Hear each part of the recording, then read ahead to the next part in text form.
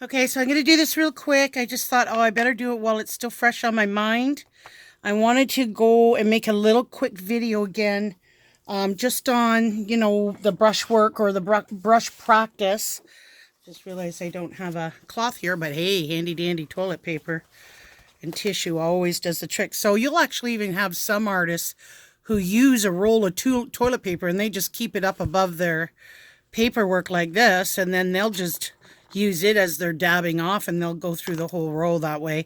And that might even be even more economical down the road. I don't know. But I do use it now and again. I like to use it in place of, tissue paper, or AKA the brand name Kleenex, as we know it to be, but tissue paper, which makes great clouds. So what I wanted to do is I just wanted to just go over briefly, leaf shapes and stuff and how easy it is.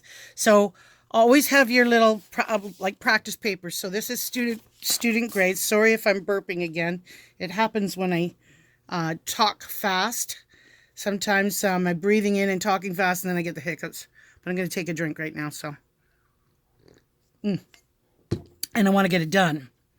I've got a very busy week this week, so I thought I better get at this right now while it's fresh on my mind.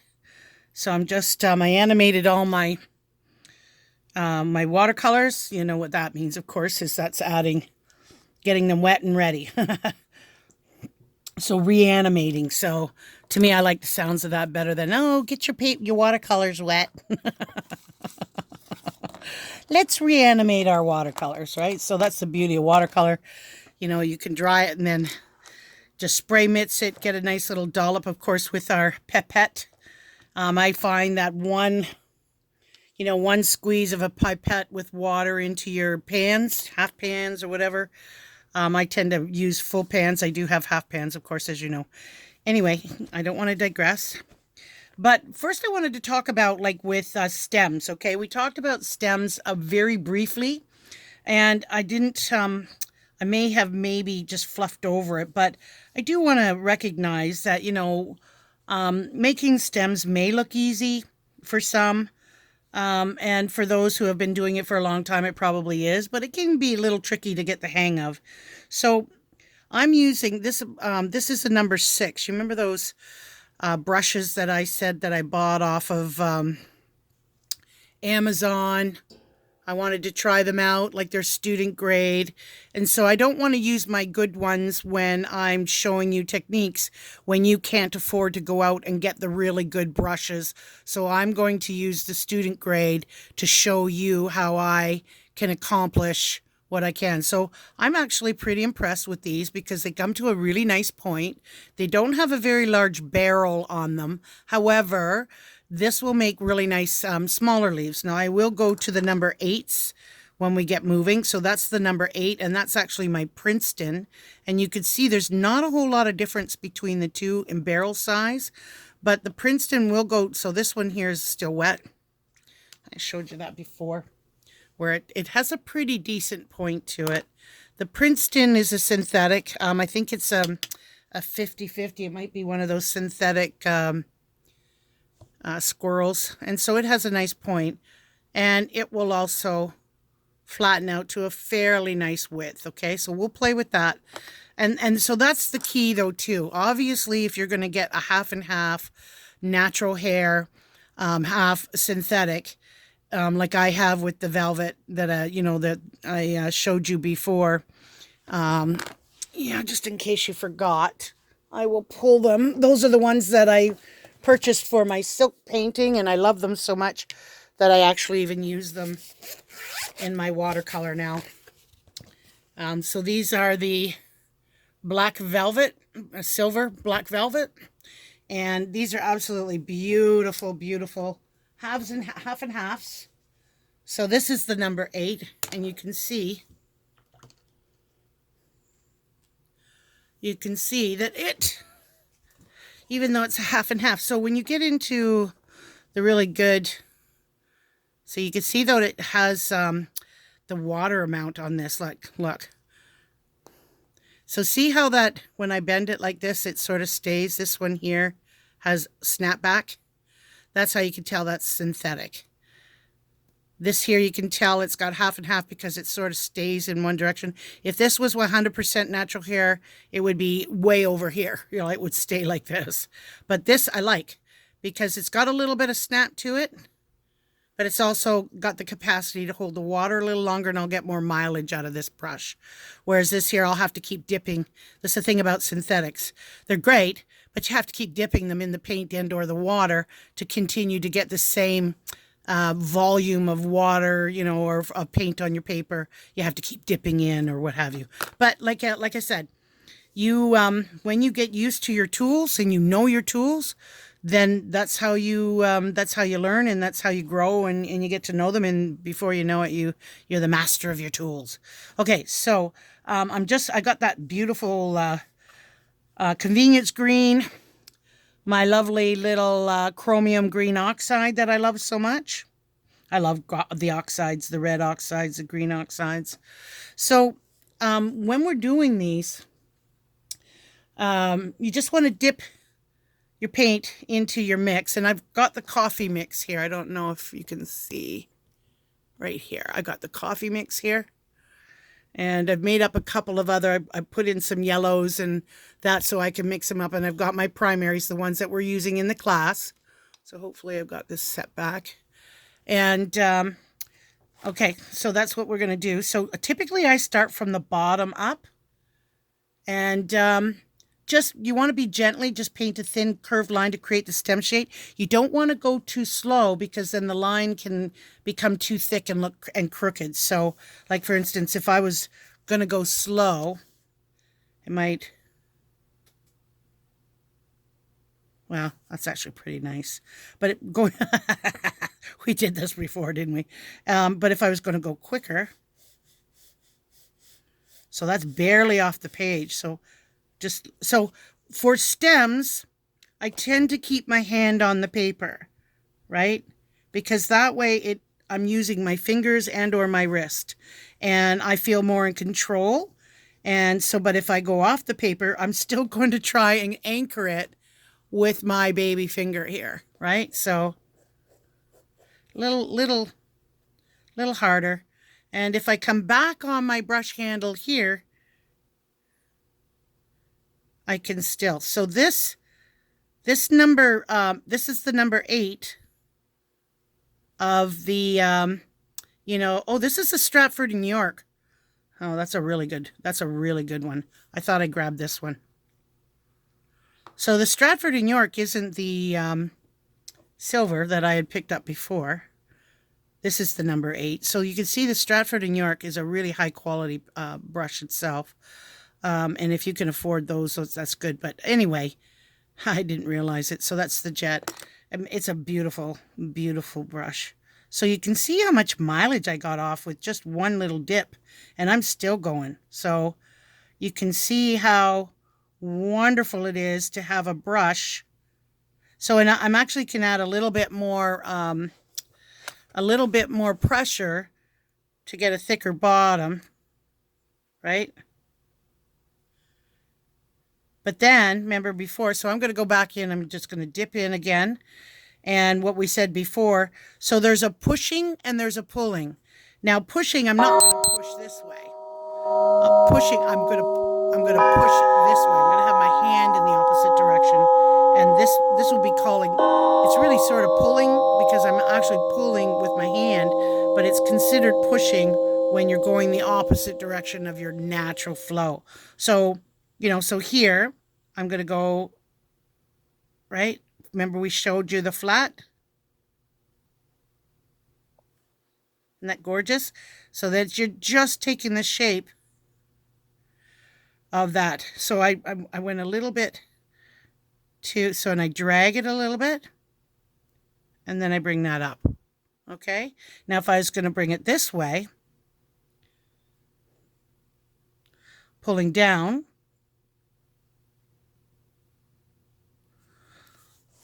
I didn't give myself enough room there, did I? So if I'm coming off a stem, so I usually will try to do them later. That's really full pigment. I'm Sorry about that, because I really did want to do it with the synthetic. So maybe I'll put this aside. I'll clean this and I'll go back to the one which you will probably be using. So we don't want to do that one. That's the half and half. And this is the one, right? Okay, so I will go into that green oxide again. And I will do it again this way, right? So there's the opposite. Do you notice how much lighter, and the way it pulls up in this one here is a more solid, even coverage, even though it is still a little bit heavy at the end. This one here was more so because it doesn't hold the same. Now you could always go back in, and when you're painting leaves, it's typically going to be more of a flat wash, unless you, while it's still wet, you can come in with, you know, a little bit of a darker.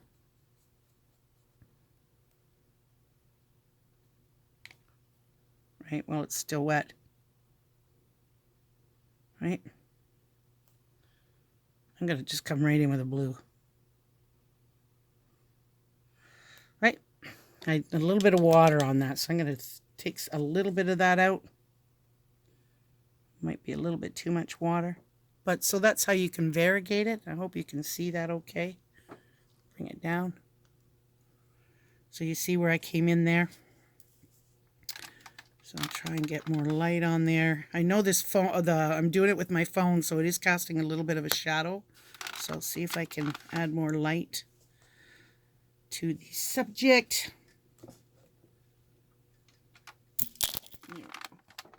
There we go. It's my hot light. It's a great light. Okay. So now, so we had that. So we'll do a push and a pull. So I'm going to have to do that with this one here to show. I'll do a couple more of those. So this one here is this number 8? No, that's a number 6. What did I do with it? Oh, there's the number 8 right here. Okay, well, I'll show you the 6. The 6 for stems. So whether you're left-handed or right-handed, so I'll go to my right hand.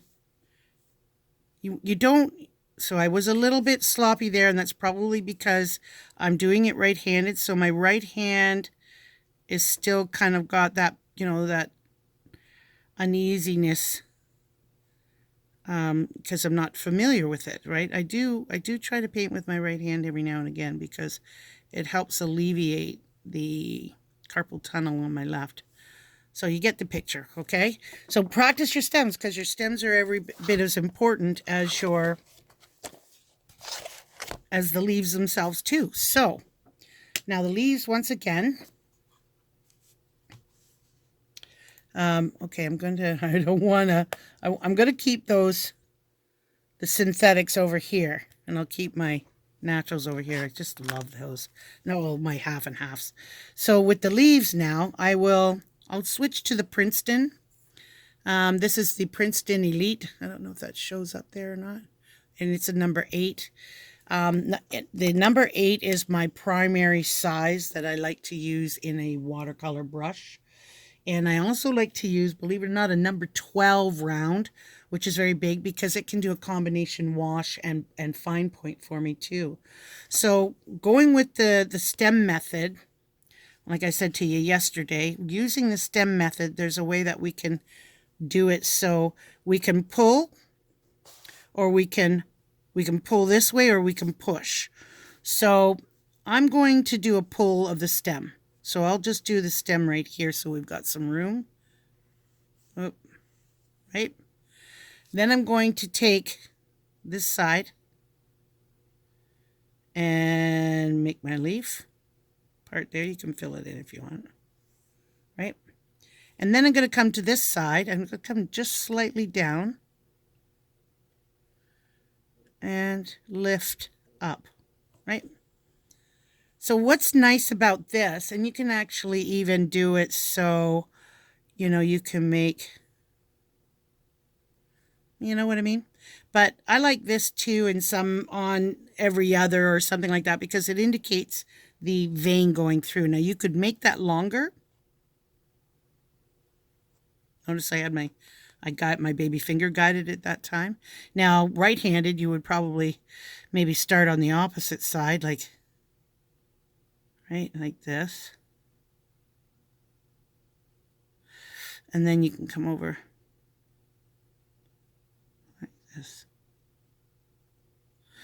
Right, you could do that. Make it a little bit longer here. So it's not too slow, it's not too fast, and that's actually a pretty good leaf for one haul on the synthetic. So, and now if you want to go and make the multiples on a branch, so these can be done that way. If you're going to do a branch full, so you got your stem. And I'm just going to turn my paper. I've got to get this out of the way up here or my paint's going to drip. So what I'll do is I'm going to actually put one at the end, because sometimes you have compound leaves and they'll have one and then one right across from each other. I think that's called compound. Anyway, it doesn't matter. So we've got the stem already, so I might as well make it from there.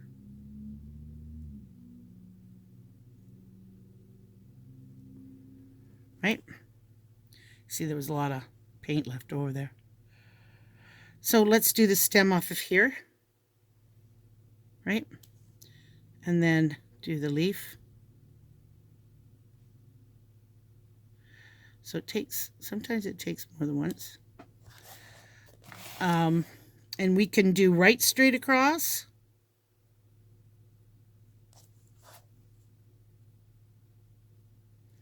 This way. So I covered that right in. And like I said, it doesn't matter, because you can come in with a thirsty brush later on. That's a synthetic. Right? And lift. There's no water on, it's just wet. And I'm coming in, I'm lifting that pigment off, and then just leaving it. Right? And wiping it on the tissue, and then coming back. So that's another way of doing it. Now, once you've got the leaves done, you might want to do like, well, I think I just did that, the compound for you, right? And then, so the other thing that's a lot of fun though too is making a bouquet of greenery. So this would be kind of nice. You could do a great big page of it, and just do various colors of different sizes, right? So here's, well, that's really blue though. That's a little too blue.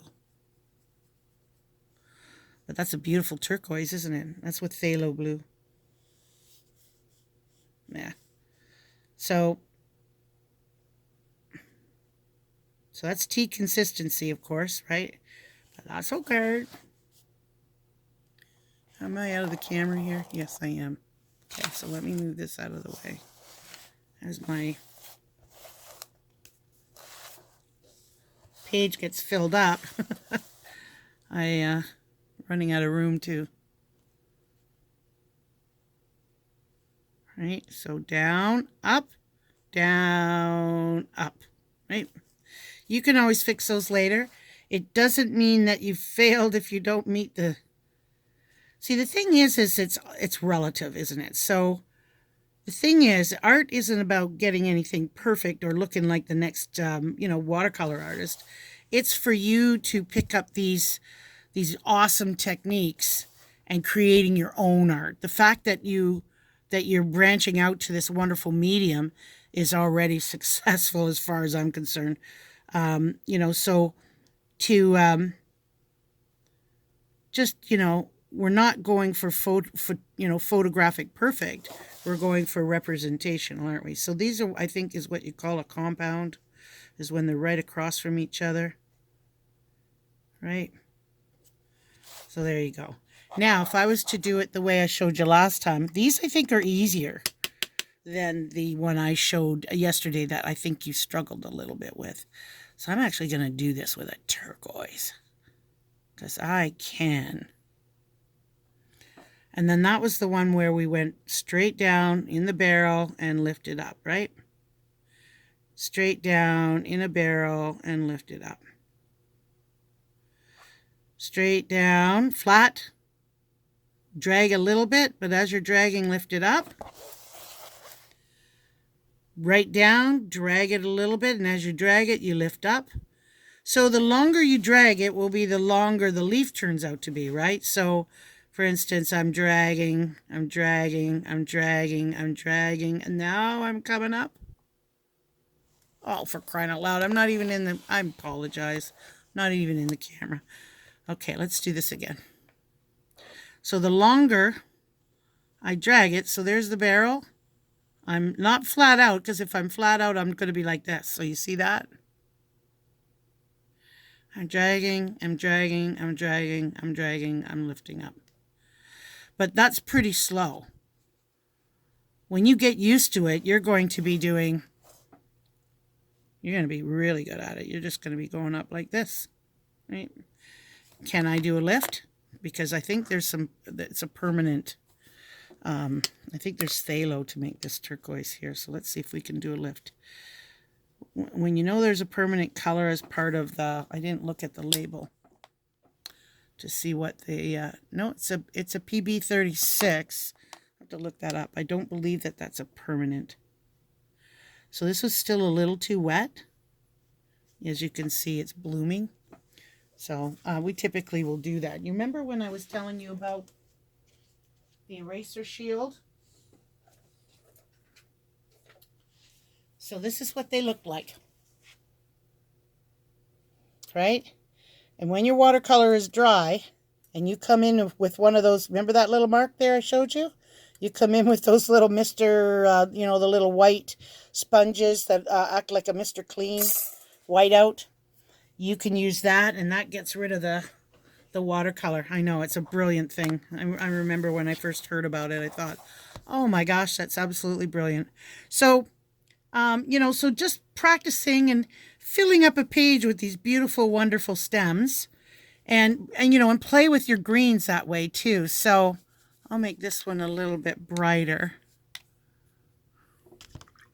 By adding my, I'm going to make it a little brighter and a little, will probably come out more like a sap green, which I love.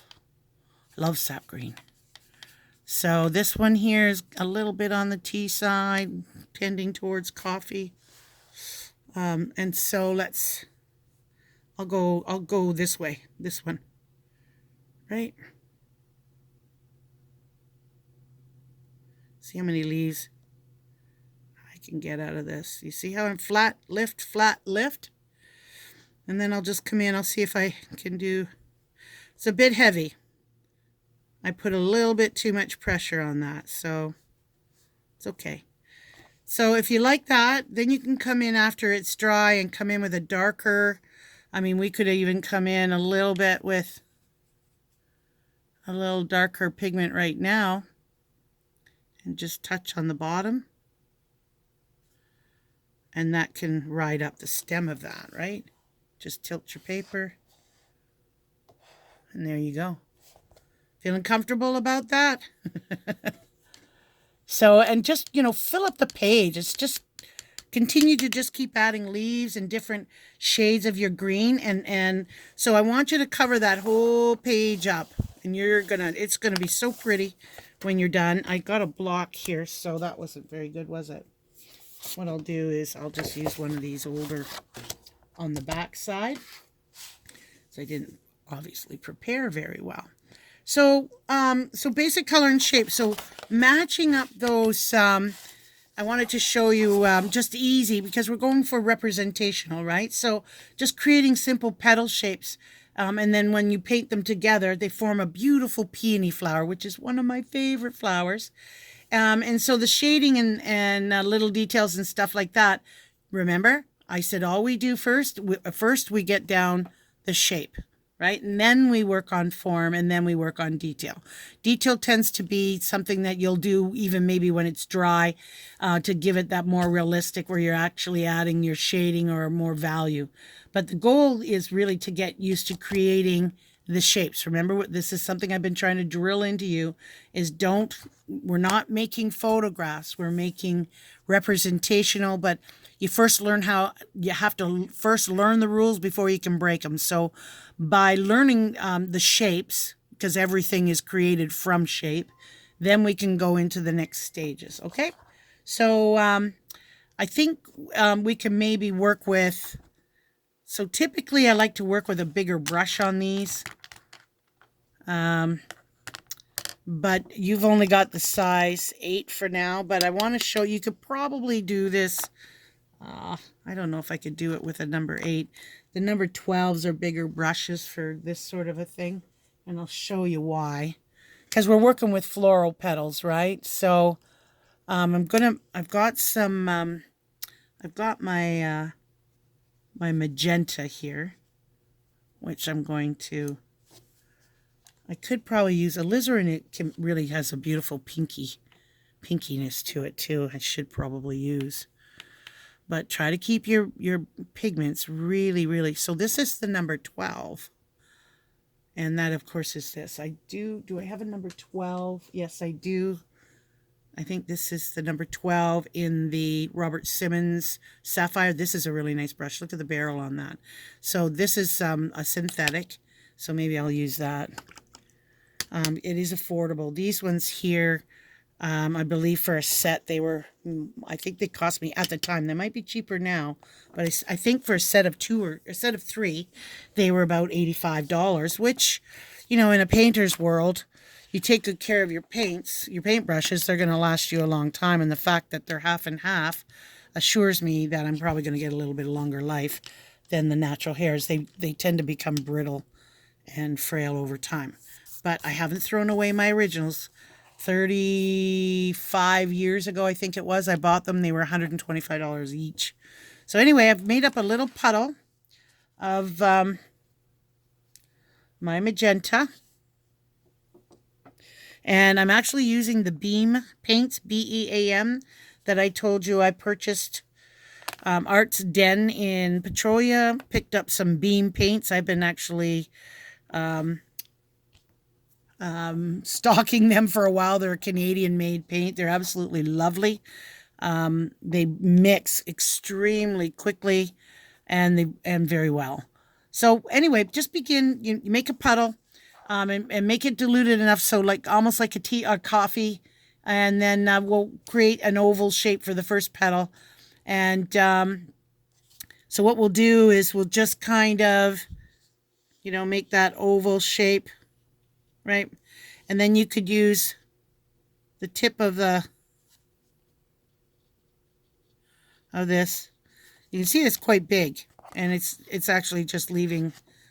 Right? So what we want to do now too is we want to connect a circular petal shape beside the first one, right? So if I come here like this, so you can tell it's synthetic. I already need to right?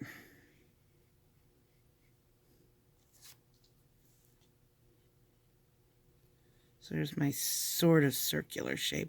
I've got the visual in my head of the peony already, so that's probably why it's, I'm kind of like, what am I going to do here? So this one here was more the D shape for the third petal. This one was sort of circular. You know, not really. Another oval, I guess. But, so what I want to do here is we want to kind of create this sort of swirl with the tip of the brush.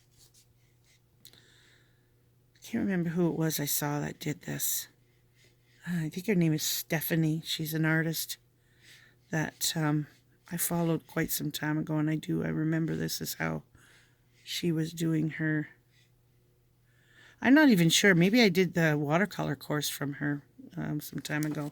And this is, you know, when I was telling you how I was trying to really loosen up and get away from, you know. So now we want to continue again. So this is kind of indicative of, you know, the inside. And then I'm going to come across, you know, with an outer petal.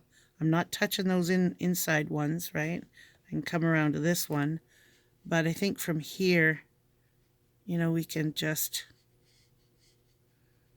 right, and then make another big one. Another semicircle. I gotta load up. Another semicircle. And then there's going to be another petal probably here, right? Because peonies, they kind of get them. So you can tell it's a staining color. Because remember with the student paper, it tends to, like it tends to stain. So now what we want to do is we want to add maybe a little bit of a darker on the bottom. So what I'm going to do is I'm going to add I'm going to put my paint into Windsor blue. And so of course I'm going to get more of a purple. And I'm actually going to dab it at the bottom because that's where the shadows are, right? And somewhere like in between the, right, just to, not a lot because it's going to still be working, isn't it? Right? It's going to work its way up. So I'm going to just put some right on the tip and I'll go into here. Right, and just into these areas here just to get some shadow work in there. You know what I mean? Where it dips into.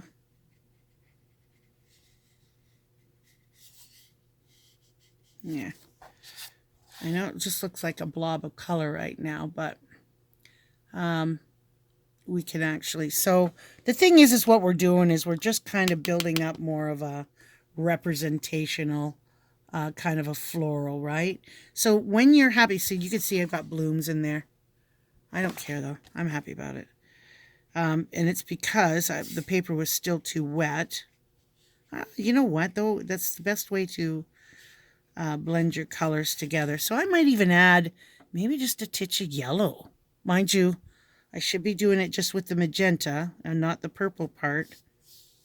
Because why? It'll make gray, won't it? Because I've touched that with blue. So I'll just move this around just to add some interest. Right? Just some color variation. Okay. Anyway, so that, I like it. But now I want to put a stem. And I'll just come from here.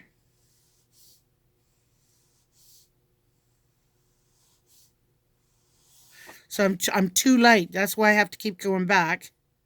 There. Right? I was too light on the paper because I didn't want to make it too thick. But with peonies, the leaves underneath are fairly close together. So we can do with this here that two-step, right? So let's bring this around and bring this around, right?